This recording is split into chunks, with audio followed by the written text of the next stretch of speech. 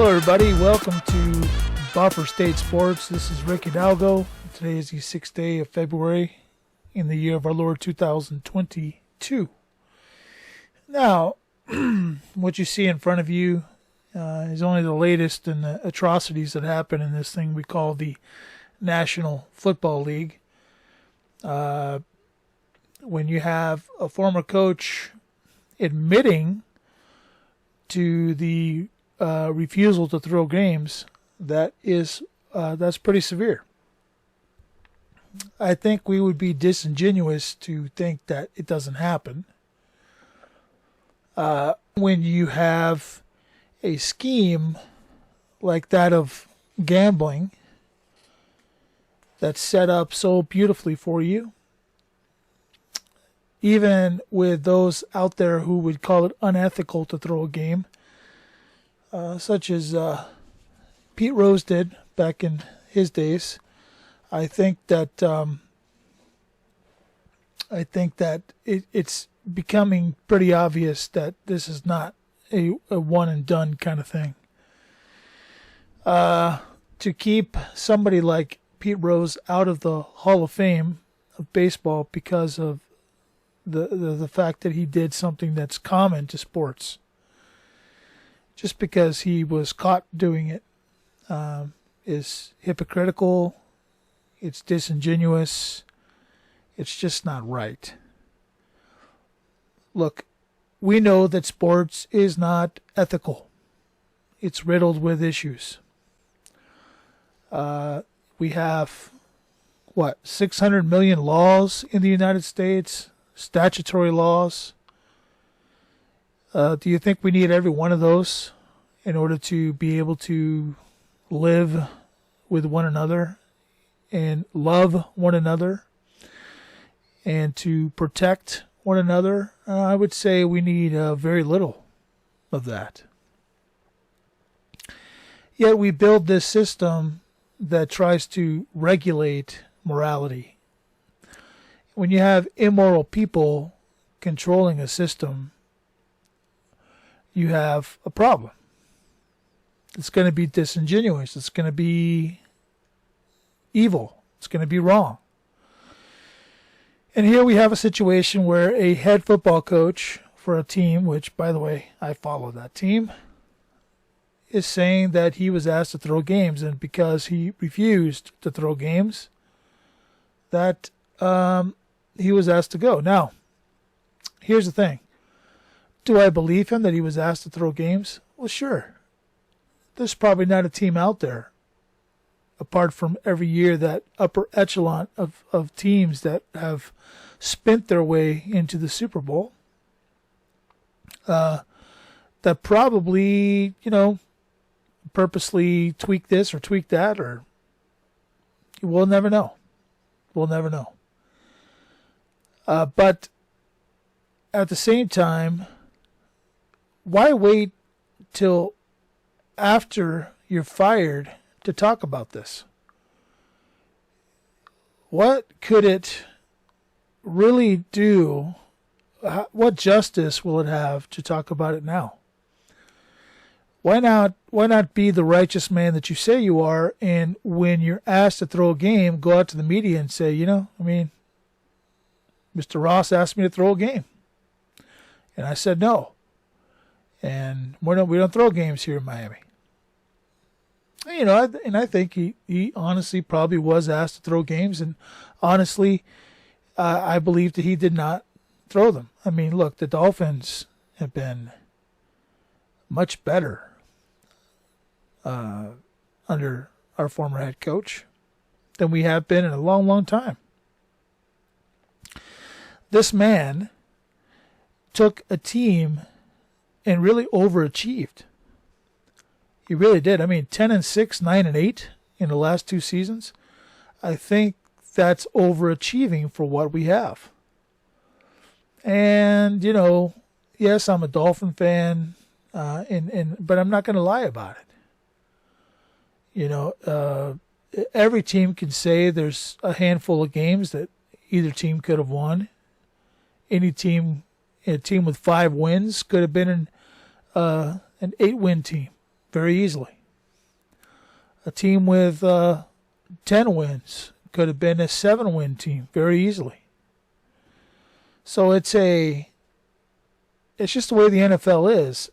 That's if you play level, if you actually play the game and you don't tweak it or make calls that purposely trim the points or whatever it is, whatever the scheme was that was advocated by whatever coach at whatever time. You would hope that when you have owners who legitimately have businesses, I mean, these are NFL franchises are businesses, okay, that they're not going to shave points, that they're not going to ask their coach to throw a game. But let's face it, if it means bringing that face into your franchise that you want, that you think will sell more tickets, that you think will win more games, I guess owners are willing to do just about anything. So I don't think this story is over by a long shot. I think it's going to have a ripple effect. I think you're going to start hearing other coaches kind of murmur a little bit about things. And it all depends on how Mr. Flores is treated. Because if Mr. Flores is treated, like a saint because he refused to throw games, it's a great time for coaches to say, you know what, same thing happened here. If he's treated like a traitor, which I'm getting the sense that there's kind of a 50-50 mix, the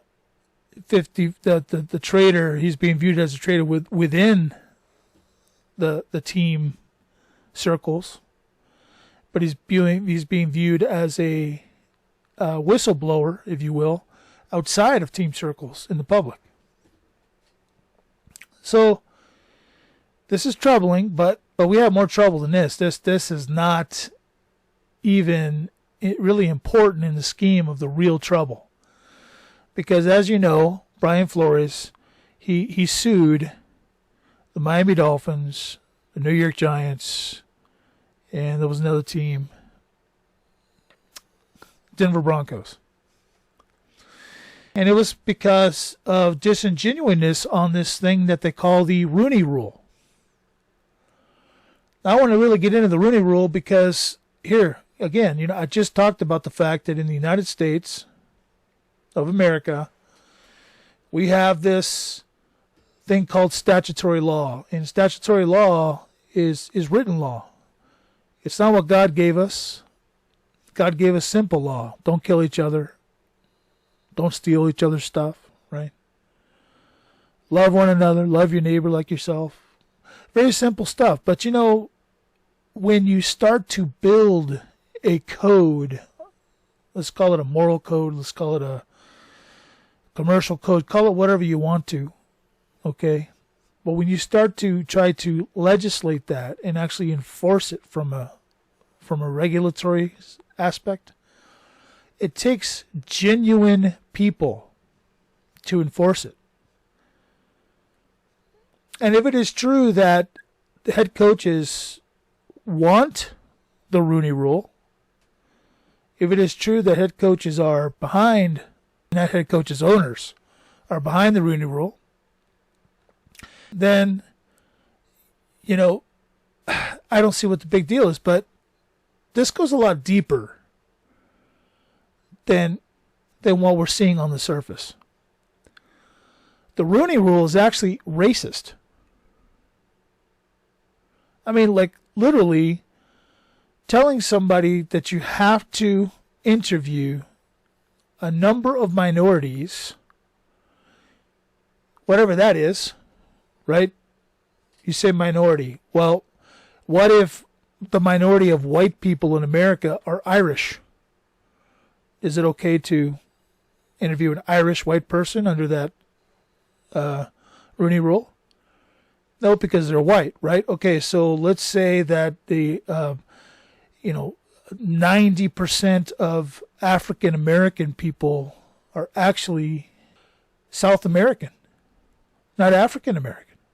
but because their skin color is black, then what?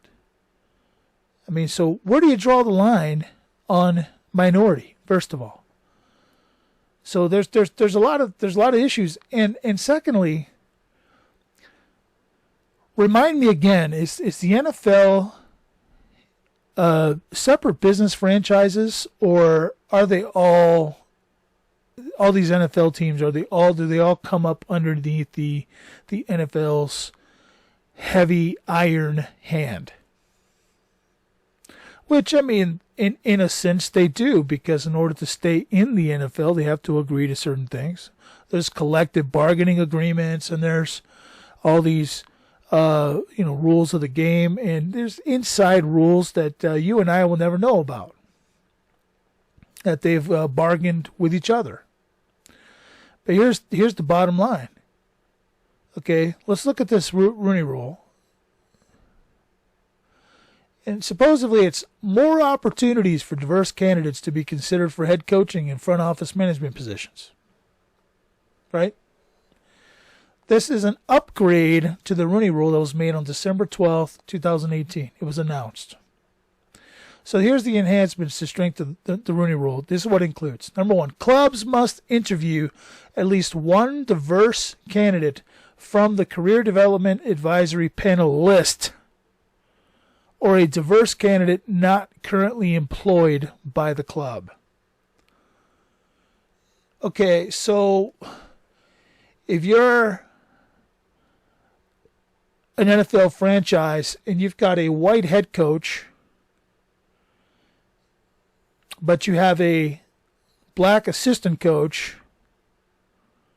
because we're just talking about skin color here, we're looking at minorities, right? Okay, so if you have that scenario, interviewing the assistant coach when the head coach is gone does not count as part of the Rooney Rule. Okay, so that's interesting. So let's keep, because I mean, they would have camaraderie with the team, right?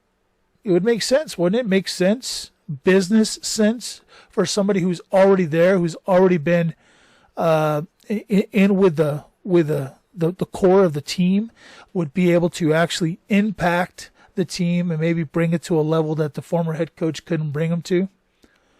But you've taken that off the table, because this Rooney Rule has just basically said, you know what, if they work for you, nope, that's racism. Number two, clubs must continue best practice recommendation best practice recommendation of considering multiple diverse candidates. Best practice. Somebody wanted to define that for me. Best practice recommendation. So I'm assuming that this committee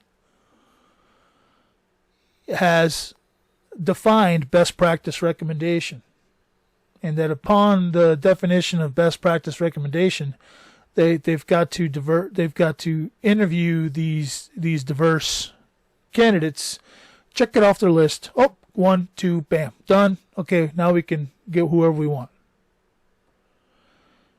Do you see that you're actually creating a monster with the Rooney Rule? The Rooney Rule is wrong, okay? Because, first of all, it's a business. You want to get the best individual for that job, right? Number one. Number two, if you're looking at skin color, if you even to set up your interviewees, if you're looking at skin color, I mean, let me put myself in a position of an owner. So I'm an owner of the let's call them the South Dakota Pheasants, new NFL franchise. I own the team, South Dakota Pheasants. That's the state bird here, Buffer State Sports. So here's the South Dakota Pheasants.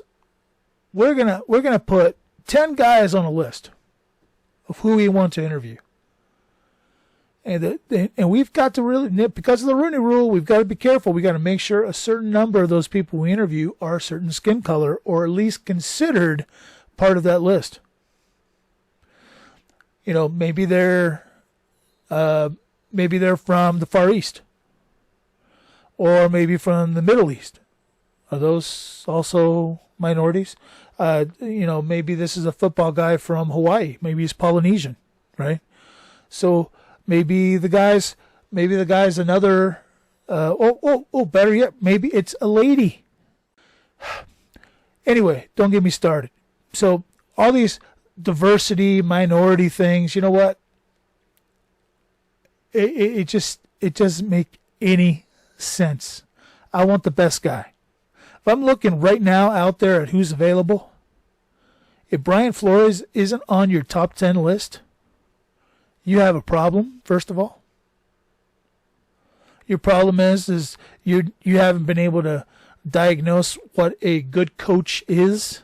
Somehow your thoughts of a good coach is off.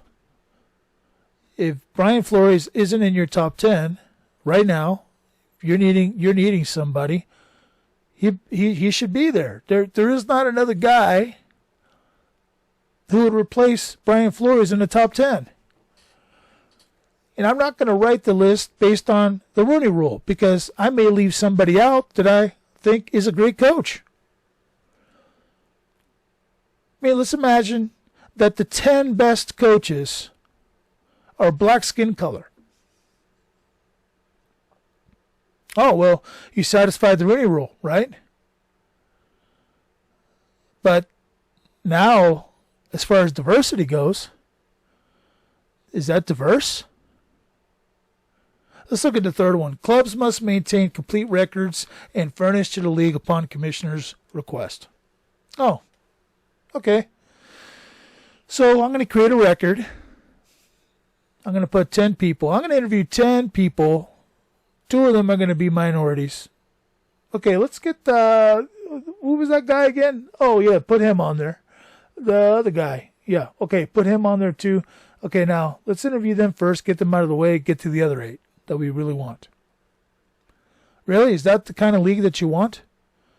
Is that the kind of business practices that you want to see, you think is going to flourish your organization? I don't think so. The Rooney Rule is absolutely racist. It's racist because it actually ordains opportunities for people who may or may not be the right fit. And, because the NFL, in my opinion, is not God, how can the NFL legislate to a team owner who's trying to win games or throw games in order to get a top pick, whatever? Whatever he's doing, he's looking for the right candidate. I mean, do we want to really go down the road of saying, okay, so the Houston Texans, okay, obviously they got rid of a coach after 1 year who happened to be black-skinned. All right, you know how bad that looks, first of all? I mean, and second of all, okay, let's say, okay, you know what it looks like to me? It looks like, oh, Texans, they wanted to lose. Right? They wanted to lose. So they got a hold of somebody, brought him in for 1 year. They lost, won a couple games. Now they're going to have a high draft pick. I mean, come on. You set yourself up to be accused of that. It's ridiculous. All right? It's ridiculous. Number 4, if final decision maker is involved in the beginning, she must be involved throughout the conclusion of the process. So, John Elway,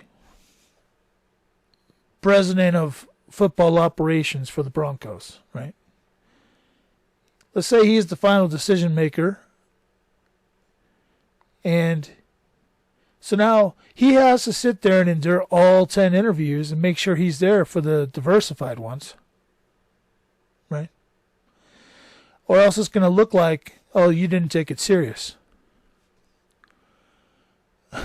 But what if the decision maker literally doesn't want to be in the process? Okay? What are the decision makers like? I'll tell you what, boys, I agree with you guys. You go, you do an interview. You come up with, I want you to rate these coaches based on what they're doing. And now I want you to bring me a final, completed list, and I want you to rate them. 1, 2, 3, 4, 5, 6, 7, 8, 9, 10. I want you to rate them, top 10, and we're going to go with someone in your top 3, assuming that they're still available. You trust your scouts, right? You trust the guys, your psychologists, who can sit down with those guys and pick their brains, right? You trust them. You know that you're not good at that. Let's say you're from a losing franchise, one that hasn't won a long time. Texans is a good example. Okay? So you sit down with the Jaguars, right? You sit down with your team and you say, guys, I got to stay out of this one. I'm the decision maker, yes. But I got to stay out of this one because I got this thing for this one coach. I really want him. Okay? I really want this one coach. But that means I have to sit through every interview. You see, you're placing limitations on organizations to be able to make good decisions. The way that the decisions need to be made, because an owner is not necessarily a football guy. Okay? Wayne Huizenga owned the Miami Dolphins for many years. He came from waste management. You know, and a lot of people said that we were trash. As we weren't at that time, but point is, we you know, sometimes you really don't want the decision maker making that decision face to face, because they see something in someone and they misdiagnose it and you're done. It's better if you have somebody who can psychologically pick that person apart and then bring a list to the decision makers and say, okay, here's my ratings. Some organizations may want to do it that way, but by the Rooney Rule, that cannot be done, because if the final decision maker is involved in the beginning, he or she must be involved through the conclusion of the process. So if they're involved at all in the beginning, they've got to be involved all the way through, so that you can say with some efficacy that, you know what, we gave everybody a fair shake. No, you didn't. Nobody gives everybody a fair shake. You sit down with people all the time that you think would be good, maybe, you know, potentially good for a position. You look into their eyes, you know right away they're done. But now you have to go through this mundane thing. Do the same thing with every single person in order to say, you know, give him a fair shake. Really? Okay. So this Rooney Rule. NFL. I know you don't listen to me, okay? You're probably thinking I'm a misogynist and a racist because I've said things, right? I'm not any of those things. I'm a married man. I love my wife. Okay? I take care of her, and guess what? She's free. She is a free woman. I do not dictate to her. I'm not a misogynist. And by the way, you know what else? I'm not racist. Look at my Facebook. Look at my social media. You'll see I am not racist. I've got lots of friends that got lots of different colors. Okay? Different types of people. What I don't like is prejudging. Okay? And that's what the Rooney Rule is. The Rooney Rule is a prejudging. All right? You want the best coach on your team, period. Doesn't matter what color he is, what ethnicity he is, what it looks like. Okay? So get over it, NFL. Do something about it before you completely lose people, because I'm telling you right now, you're this close to losing everybody in my family. Because this Rooney Rule is stupid. Okay? Really stupid. Let's face it, right now, probably 5 of the top 10 best coaches available for jobs right now in the NFL are dark-skinned coaches. Okay? Should be really easy to fill the Rooney Rule this year. So, you know, but there's going to be years where it might be very difficult. What if you get, 30 black coaches? Then what? You're going to change the Rooney Rule and say, well, we don't have diversity anymore because, come on, guys. Let's be real, okay? NFL, grow up. One national anthem, no Rooney Rule. Okay? One national anthem, no Rooney Rule. Thanks for listening. This has been Captain Rick. God bless you, and see you next time.